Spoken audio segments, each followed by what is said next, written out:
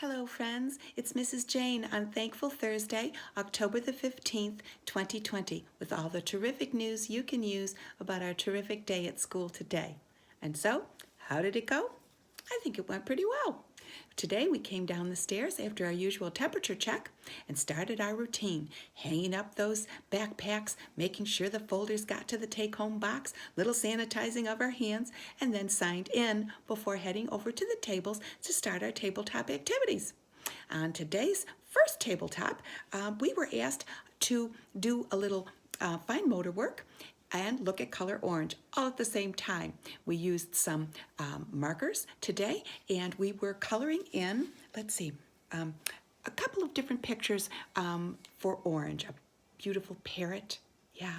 And then we headed off to table number 2, and this time we were doing some fall patterning, parents. We used our plastic links in colors red and yellow and made what we call an A-B alternating pattern. So that's 2 items. So we made sure to give each color a turn and alternate those colors. Then of course we counted how many links in our chain once they were done. So you got a little extra fine motor work there with pinching those links together, as well as doing the counting, as well as doing that patterning. Lots of work going on there. Table number 3, it was time to decorate a square. We're moving on to squares, parents. Yes. So we each got a piece of orange paper and some of the thick craft sticks to assemble a square on the paper, glue that down, and then in the center of that square, we glued in some faux fall leaves just to make it look extra beautiful. On our 4th table, oh, that was kind of fun. In fact, I think it was a fan favorite. It was a little bit of toss and count. So when it was our turn, we got to stand at the end of the number line with our square orange beanbag. We tossed that beanbag onto a number. We had to tell what number it landed on and then jump and count the numbers up to that point. So you got some gross motor work there, you got some number recognition there, you even looked at a square and orange all at the same time. Lots of business there. After all of our tabletops were finished, parents, we boarded the Rockamotion Choo-Choo. We got our brand new orange square ticket. We did a little rote counting with, of course, our whisper voice, our classroom voice, and our loud voice before heading into our circle. And that train is looking better and better and better every day, parents. Staying in our line, getting those train wheels to go around, make sure that our wheels stay on the track. Beautiful.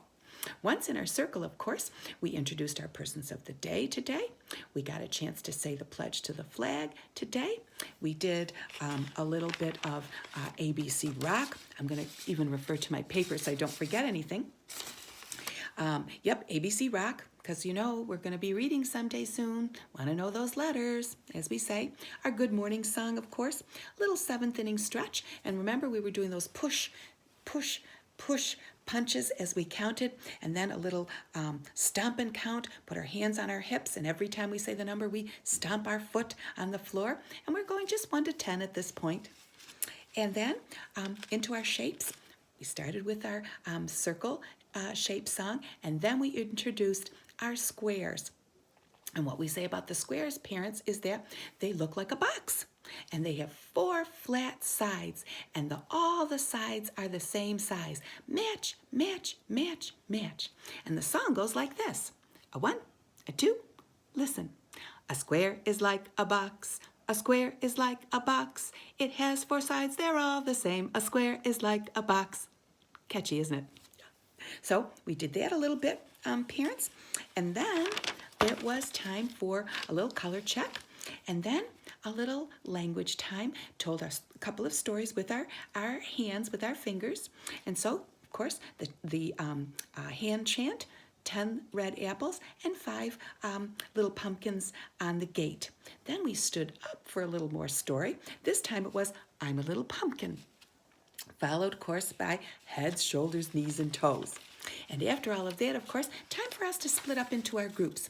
And so, on the art side of things, Mrs. Ann was having everyone create a pumpkin from a paper plate. And this one is a great one for fine motor control parents because it gets us to tear, to rip. So we were presented with, of course, our small white plate and then strips of orange paper to cover the body of the pumpkin, and then some green and some brown to make a little stem and some little leaves. But the good part about this is we're pinching, tearing, and then we glue those down on the paper plate.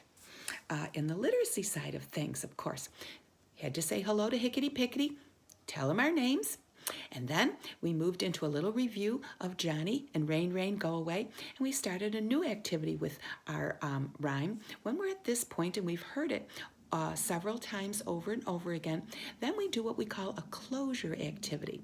That's kind of like what they do in kindergarten, where Mrs. Jane says the first part of the sentence in the rhyme, and then the group all says the last word.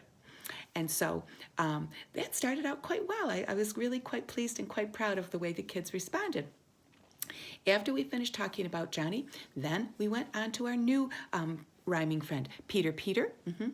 And you know, of course, who he loves is his wife. And we had talked about how he loved her so much and just couldn't stand to be away from her. And when he couldn't find her, he was quite distressed and quite sad. And so he, according to his rhyme, he puts her in a pumpkin shell. But we did talk about the fact that that's really just a story, that you really couldn't fit a wife in a pumpkin. Well, today we had to really look at that situation a little more in detail and prove that you couldn't put somebody in a pumpkin. And so we had a big pumpkin, and we did all wash that off together, and then Mrs. Jane cut out the top of it and pulled off the top so we could all look inside and touch what was inside, and we came up with some great words to describe the insides of that pumpkin. We talked about how it was sticky, how it was wet, how it was stringy inside, how it was cool to the touch. And then, because I am a wife, I tried to get inside the pumpkin. Well, that didn't work at all. So we did prove our original hypothesis, which is that was just a story about Peter putting that wife in the pumpkin. You can't really do it. It's too much icky stuff in there, and it's way too small for a wife to get inside. But it was a great opportunity for us to examine a pumpkin, to talk about that pumpkin and develop some vocabulary words to go with what we see and what we touch. Yeah. And then, of course, after both groups got a chance to do their art activity and come to literacy, it was time for a break.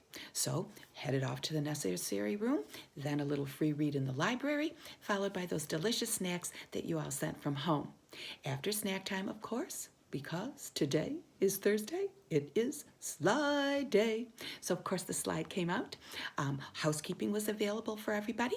We had the farms out for everybody. Of course, our vehicles and action toys to get us moving around the classroom. And after that, time to assemble for a little story. And so today's story, let me see, I'm gonna make sure I get that. Oh, you know what? We had to table that. That's why I couldn't remember it clearly. We're tabling that one until Tuesday.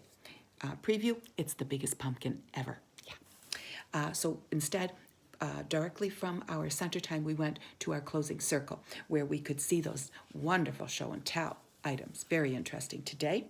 And then a little goodbye song, a little treat before heading up the stairs back to you and having the rest of our day with you. A couple of customer service announcements, parents, before we close. And they are, we'll stick with color orange through next week, but our shape is changing to square, and we'll still stick with our Peter Pumpkin Eater rhyme until at least through next week and probably into the following week as well. As always, parents, it's always a good day to have a good day at Jack and Jill. If you have any questions or comments or concerns, please reach out. We're here to hear and help. Until next time, so long.